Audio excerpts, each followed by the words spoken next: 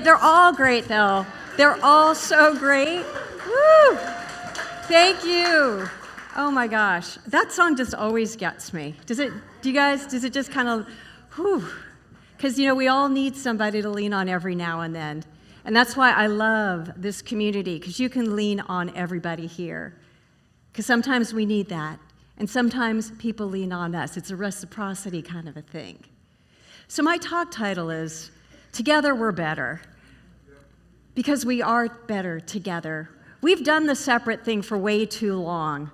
I think COVID kind of got us all isolated, and we're still getting over that as far as I think. That's my opinion.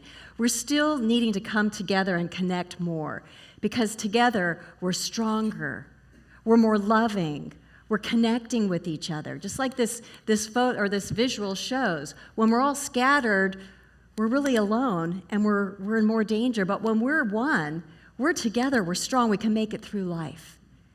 Now, for me personally, I love to share my story with you. And years ago, decades ago, this wasn't me. I wasn't into community at all. I wasn't into gathering together. I was in my own state. And so I thought I would share my journey from loner to leader. Yeah. Anybody else here identify with the loner? Anybody? Just a few of us, really? Mm-hmm. Well, I really identified with it for a long, long time.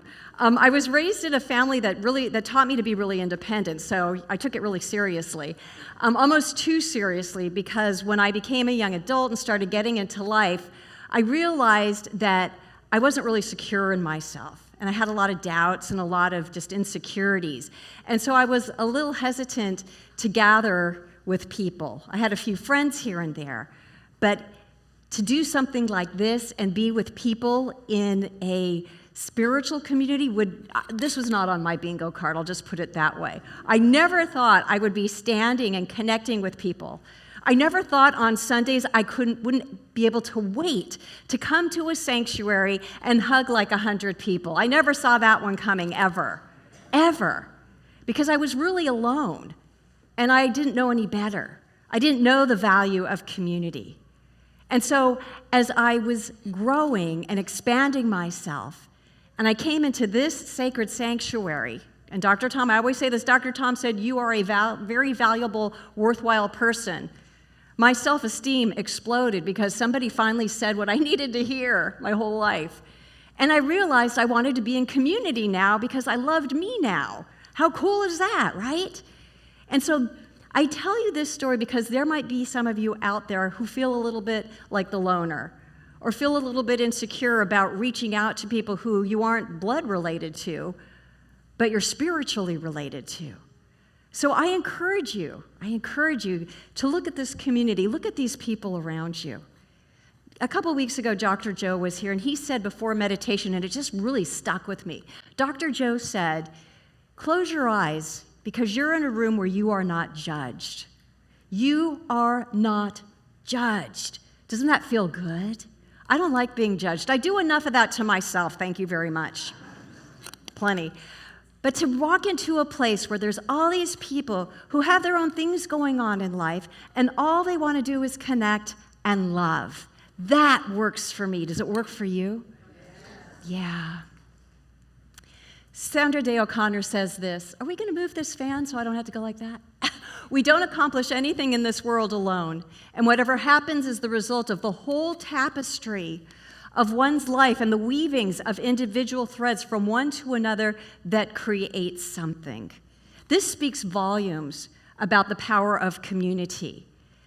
Just like that picture of the fish, when all the fish come together with their different fishiness, right? We all come together with so much different stuff, different backgrounds, different life experiences, different cultures, different religions too, different upbringings. But it all blends so beautifully because we come in love. And when you're in love, when you have this beautiful container that's saturated in love, we all can feel good about what we're bringing to the table and know that it weaves this beautiful tapestry called spiritual center of the desert. And we're creating something here. We are all creating something together. Online, you're creating it with us too, because it's energy. It's energy that comes together, it blends, it lifts, it expands, because that's the nature of what coming together does, especially when it's love. When it's love, it's big, it grows. That's what we're doing together. I bet you didn't realize that when you come here on a Sunday, you're part of weaving a beautiful tapestry. And it just attracts more people in who want to be part of the tapestry. So it's a call to a connection.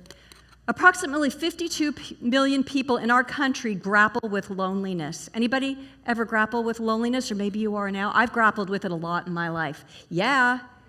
And I love being able to say that to you. I love being able to say that to you because I'm safe in my vulnerability on this stage. Because I know that if I feel that way, somebody else does.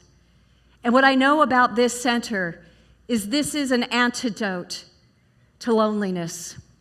It is an antidote to loneliness because you have people in here who love you and want to connect with you. We want to unite. We know we are one. We want to be together in a place, doing fun things, celebrating life, comforting each other, looking at the world with new eyes, going to the positive, acknowledging what's here, but going to bigger, finding other possibilities for us to live into as a community and knowing the power of the community reaches others to come and connect. Ernest Holmes, love Ernest. Ernest viewed loneliness as a state of mind that could be overcome by recognizing the indwelling divine presence within oneself and within others. We teach that big here. I know Reverend Williams teaching it really big in his class. There is a divine presence within all of us that we are. All of us. No one's outside of that. When we acknowledge that, that fosters a sense of universal connection. Because if there is only one power, one presence, one source of life, we're all in it together. We are all it. And knowing that, to me, dissolves loneliness. Because if I'm one with everybody, I'm never alone. That can get a little annoying at times. But I love that thought. Because if I'm feeling alone, all I have to do is remember we're all one. I'm connected with everybody at one time. And that's what our philosophy teaches us. When we see that divine presence, we feel the fullness come to life inside of ourselves. And we realize that we're not alone. We feel this bigger power. And perhaps that bigger power motivates us to go out in the world and connect. So Sangha, this is so cool. I thought this was perfect for today since we talk about the world religions. So in Buddhism, like the foundation is the three jewels. Buddha, the teacher, Dharma, the teaching, and Sangha, spiritual community. That is part of their spiritual foundation. And a Sangha is a community of people who follow the teachings of Buddha, and it is considered one of the three jewels of Buddhism. Sanghas provide support, guidance, and a sense of connection for individuals on the spiritual path, encouraging practice and mutual growth. What I want to say about Sanghas, though, it's beyond spirituality as well. Reverend William and I were talking before service today, and he loves his off-roading. And he was showing me this terrifying video of him going up this vertical thing, and he's going, "Well, isn't that great?" And I'm like going, "Oh, yeah, no." But he's got people outside spotting him, and they're talking to each other, and I realized that's a Sangha. That's a Sangha. It's a group of people who are connected with each other. We don't have to call it spiritual because we're all spiritual anyways, but it's a collection of people coming together, having fun, enjoying this wonderful thing they like to do, and there's a bond. There's a bond. So there's lots of Sanghas. Class is a Sangha. This is a Sangha. Rainbow Connection is a Sangha. My groups are Sanghas. We have a lot of sub-Sanghas. We got Healing Hearts as a Sangha, Dr. Laura's book study. Lots of Sanghas in the big Sangha. But it's a place where you can gather with people who are curious about life, who want to share stories, who want to listen, who want to love, who want to connect, who want to comfort, who want to celebrate. All of life happens in a Sangha. Spiritual practice might begin in solitude, right? Because we talk a lot about spiritual practice where you're meditating, you're doing your prayer work, maybe you're doing some reading, whatever. So a lot of spiritual practice does begin in solitude. But I love this. It matures in community, in company. Alone we get insights, together we grow roots, right? The roots of this community are so strong. I was reflecting yesterday when I was thinking about today. I was reflecting on Dr. Tom, who created this community. Wow, that's a big job, you guys. I mean, he did a big thing. He created a solid, thriving spiritual community. And then Dr. Joe made it even bigger, because that's how Dr. Joe is. He made it bigger, right? And then we had some things that happened. And then, some things. And then Dr. Laura and Reverend William and me and Elizabeth and all of you who believed in us, we said, this Sangha has to live. This Sangha has to expand. This Sangha has the power and the presence of Spirit. The power and presence of Spirit. Woo! I love hearing that, because I love hearing that this place matters to you like that. That brings joy to my heart, because we're going places, guys. We are going places. We're just beginning. So in the end, enlightenment might be a light bulb moment, but it shines a whole lot brighter when it's wired to the same circuit as everyone else's, because we're one circuit here that's connected, and we have a lot of light going on here. A lot of light. So when we come together, we get on the same page, no matter what our different life experiences are right now, it doesn't matter, because our hearts are fully connected. We are fully in. We are shining. We are radiating. And we are healing ourselves. We're healing anybody that comes in contact with us, because the energy in this room goes everywhere. And that's one of the other beautiful things about a Sangha or a spiritual community. So we go from me to we. When we come together in spiritual community, something magical happens. Do you feel it? You feel it? I feel it every Sunday. Every Sunday, the magic is here. The me becomes we. My silence is deepened by your laughter. There's so much reciprocity in this room that happens. I might be in a sad state. You're in a strong state. Your laughter helps me. It helps me. My silence is deepened by your laughter. Your tears find comfort in my listening. Do you see what takes place here? Together we create a container wide enough to hold our doubts, our dreams, and our divine messiness. Yes, do I hear an amen? There's a lot of divine messiness in this room. There's a lot here. I'm messy. What can I say? I own it. I claim it. I don't mind, because I know Spirit straightens it out, and I can be as messy as I need to be, because that's life. That is life.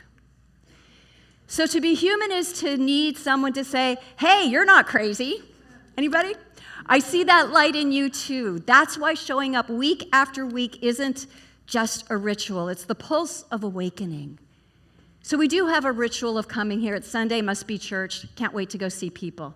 But we're also waking up each week. There's something that happens in this room that's kind of unconscious, because we're exposing ourselves to inspiration, wisdom, laughter, connection, fun. There's all this stuff, but I don't think we realize what's happening on the inside each and every week. We're growing. We're getting stronger. We're feeling fortified. We're feeling like, you know what, that is possible. We're coming together as one community and seeing that and feeling that. So no, we are not crazy. Community is much more than belonging to something. It's about doing something together that makes belonging matter. That's really important. Belonging needs to matter. It's got to matter to you in your heart. There's got to be something valuable here to you spiritually, emotionally, that makes you want to be a part of this. And so I'm teaching a class right now, and I'm doing an experiment on them, and they don't even know it. They have no idea. Mark Hyman says the power of community to create health is far greater than any physician, clinic, or hospital. I believe this 150%, because I know there is so much power in collective consciousness to heal everything, to create peace, to heal ourselves, to have a transformation. So my class is about It's called Master Your Mind, Mend Your Body. So it's about using affirmations and consciousness to heal ourselves, everything.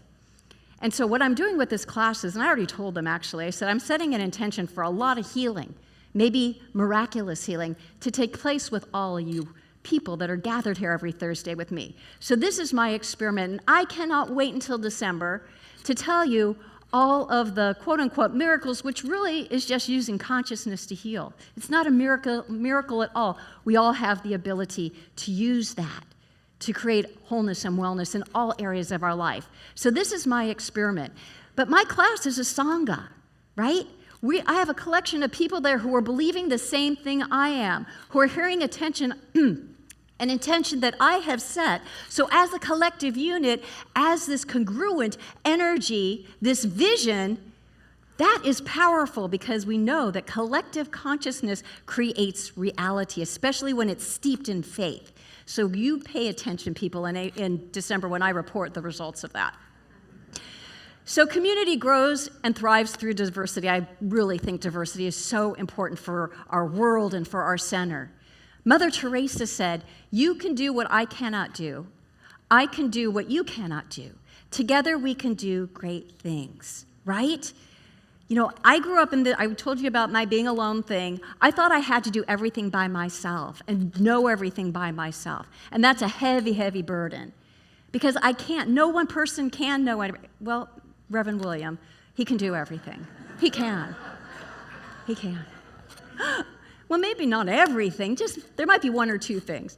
But anyways, when we come together with all the different things that we can do and cannot do, together we can do it all. And that's a beautiful thing about spiritual community. We can do great things together because we work as a team, you know? With teamwork makes the dream work, right? I know that's, cheesy, but it's true.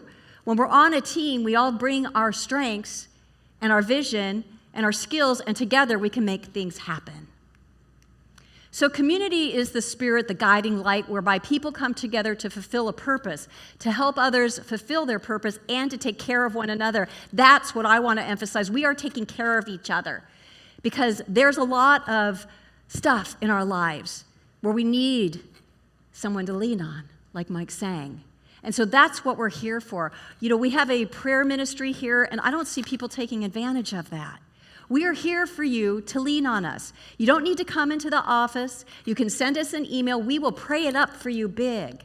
That's what spiritual community is. We are taking care of each other. We take care of you. You take care of the center. And together, we are building something great. Yehuda Berg says this, "A true community is not just about geographically close to someone or part of the same social web network. It's about feeling connected and responsible for what happens.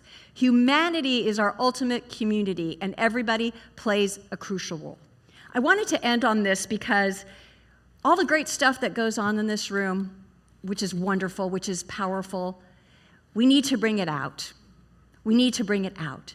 And I know when I first started coming to this center, I kind of just felt it in the room, and when I left, I didn't feel it so much. But the more I started getting into the center and becoming a practitioner, no matter where I was, I felt community. I felt community because I felt everybody with me wherever I went, and I never felt alone because I know that we're all connected by one source of life. And so for us to be able to get the juiciness of this spiritual community and really fill ourselves up with it and get that you belong, when we sing that, you belong here, you are welcome here, we mean it. That's not just lip service, we mean it. You are welcome here. You belong here because we are one, and we love having you with us. But our role is to go bigger, to see community everywhere we go. You are all part of little communities that are outside of the center. That's fabulous. It's love. It's connection. Keep doing that and do more of that because you're bringing you to your sanghas. You're bringing your energy, your love, your wisdom everywhere you go, and that grows this community, and it also grows the community of humanity as a collective. That's a big deal. So what we're doing here is really bigger than what we know, and that seems to be a thing. We're bigger than we know. We're doing more than we know because together we are better. Together in this community, we're fabulous. Now bring that to wherever you're gathering with people and open yourself up and be who you are, because you matter in this world, and we need to send this message everywhere because together we are a world. Let's live it from love. Thank you.